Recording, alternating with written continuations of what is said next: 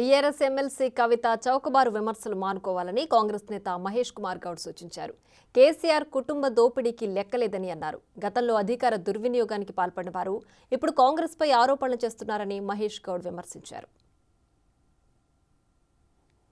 Congress party ఒక మాట ఇస్తే తెలంగాణ ఇచ్చింది సోనియా గాంధీ గారు.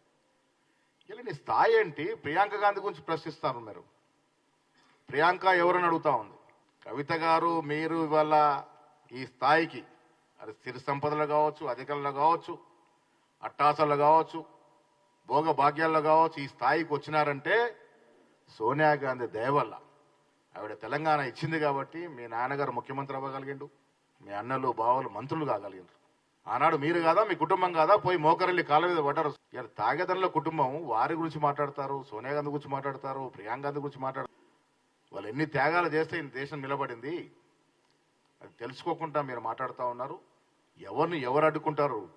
రమ్మనండి, నేను కూడా ఛాలెంజ్ చేస్తున్నాను.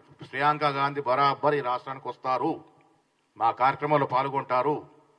వారి దయవల్లే తెలంగాణ వచ్చింది. ఎంతమంది వస్తారో రమ్మనండి, ఎక్కడ అడ్డుకుంటారో అడ్డుకోమనండి. దేశ ప్రజలు అభిమానంతో ఆరాధించడం కుటుంబం అది. సోనియా గాంధీ గనక నిర్ణయం తీసుకుని ఉండకుంటే ఇంకా 50 ఏళ్ళు ఇలాంటి కేసీఆర్ 10 మంది వచ్చినా తెలంగాణ వచ్చేది కాదు.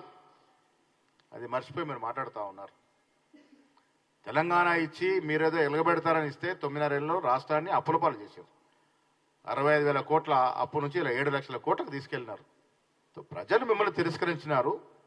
తిరస్కరణ గురైన మీరు జాగ్రత్తగా ఉండండి.